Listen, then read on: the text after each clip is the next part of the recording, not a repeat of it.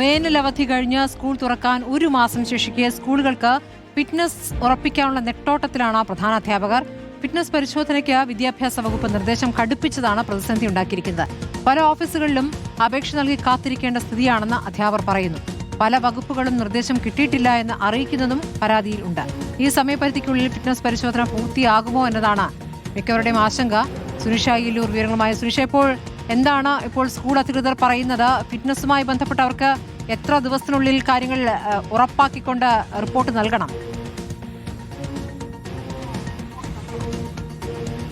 സ്മൃതി, ഇനിയിപ്പോൾ സ്കൂൾ തുറക്കാൻ ഒരു മാസം മാത്രമാണ് ബാക്കിയുള്ളത്. അതിനു മുന്നേ തന്നെ ഫിറ്റ്നസ് ഉറപ്പിക്കേണ്ടതുണ്ട് എന്നുള്ളതാണ്. അതിനുള്ള പരിശോധനകളെല്ലാം നടത്തേണ്ടതുണ്ട്. നേരത്തെ ഈ തദ്ദേശ സ്ഥാപനത്തിലെ ഒരു അസിസ്റ്റന്റ് എഞ്ചിനീയർ തസ്തികയിലുള്ള ഉദ്യോഗസ്ഥനായിരുന്നു ഇത്തരത്തിലുള്ള പരിശോധന നടത്തുകയും ഫിറ്റ്നസ് സർട്ടിഫിക്കറ്റ് ഉറപ്പാക്കുകയും ചെയ്യുന്നത്. പക്ഷേ ഇപ്പോൾ ആ സ്ഥിതി മാറിയിട്ടുണ്ട്. വിദ്യാഭ്യാസ വകുപ്പ് തന്നെ കർശന നിർദ്ദേശങ്ങൾ ഇതുമായി ബന്ധപ്പെട്ടുകൊണ്ട് നൽകിയിട്ടുണ്ട്. തേവലക്കരയിലെ സംഭവവും വയനാട് പാമ്പുകടിയേറ്റ വിദ്യാർത്ഥി മരിച്ചതടക്കമുള്ള സംഭവങ്ങൾ ചൂണ്ടിക്കാണിച്ചുകൊണ്ട് ഇപ്പോൾ കർശനമായ ഒരു രീതിയിലേക്ക് കടന്നിരിക്കുന്നത്. ഇതുമായി ബന്ധപ്പെട്ടുകൊണ്ട് അഗ്നിരക്ഷാ സേന, ഒപ്പം തന്നെ വനം വകുപ്പ്, ആരോഗ്യ വകുപ്പ്, ഇങ്ങനെ 6 തലത്തിലുള്ള സംവിധാനങ്ങൾ ഉദ്യോഗസ്ഥർ പരിശോധിച്ചു വേണം ഫിറ്റ്നസ് സർട്ടിഫിക്കറ്റ് നൽകാൻ എന്നുള്ളതാണ് കടമ്പയ്ക്ക് പ്രധാനപ്പെട്ട ഒരു കാരണം. അതായത് കടമ്പകൾ കടക്കാനുള്ള ഒരു പ്രധാന പ്രയാസമായി പറയുന്നത് ചിലയിടങ്ങളിൽ എല്ലായിടത്തും അപേക്ഷ നൽകേണ്ടതുണ്ട്. അപേക്ഷ നൽകിയപ്പോഴും ചില ആളുകൾ പറയുന്നത് ചില വകുപ്പുകളിൽ ഇപ്പോഴും നിർദ്ദേശം ലഭിച്ചിട്ടില്ല ഇതുമായി ബന്ധപ്പെട്ടത് എന്നുള്ളതാണ് ഒരു പ്രധാനപ്പെട്ട പ്രശ്നമായി പ്രധാന അധ്യാപകർ ചൂണ്ടിക്കാണിക്കുന്നത്.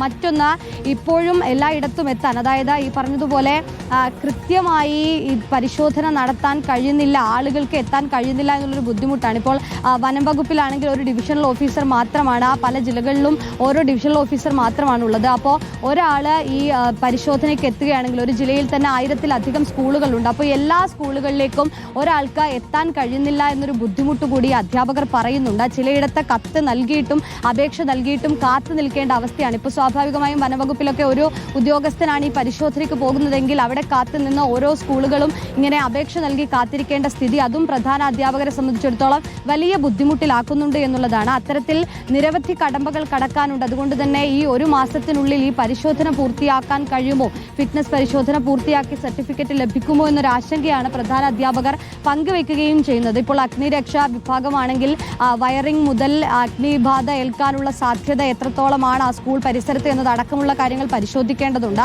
ഇനി ഗതാഗത വകുപ്പിനാണെങ്കിൽ കൃത്യമായ അപകടം ഉണ്ടാകുന്ന പരിസരമാണോ, ഏതെങ്കിലും തരത്തിൽ വാഹനത്തിന് എത്താൻ കഴിയുന്ന പ്രദേശമാണോ, അങ്ങനെയുള്ള എല്ലാ കാര്യങ്ങളും നോക്കണം. ആരോഗ്യ വകുപ്പാണെങ്കിൽ അവിടെയുള്ള ഈ ടോയ്ലറ്റ് സംവിധാനങ്ങൾ, ഫസ്റ്റ് എയ്ഡ് സംവിധാനങ്ങൾ, ഇതെല്ലാം പരിശോധിക്കണം. വനം വകുപ്പാണെങ്കിൽ സ്കൂളിനകത്തും പുറത്തുമായി ഏതെങ്കിലും തരത്തിൽ പാമ്പുകൾക്കടക്കം കയറിയിരിക്കാനുള്ള പൊത്തുകളോ മാളങ്ങളോ ഉണ്ടോ എന്നതടക്കം പരിശോധിക്കണം. ഒപ്പം തന്നെ അത് അത്യാവശ്യമായിട്ടുള്ള കാര്യം തന്നെയാണ്. പക്ഷെ അതിന് കിട്ടുന്ന സമയം, അതിനിടയ്ക്കുള്ള തടസ്സങ്ങൾ അതൊരു പ്രധാനപ്പെട്ട വെല്ലുവിളിയാണെന്നാണ് അധ്യാപകർ പറയുന്നത്. സുനിഷ ഇല്ലൂരാണ് വിവരങ്ങൾ നൽകിയത്.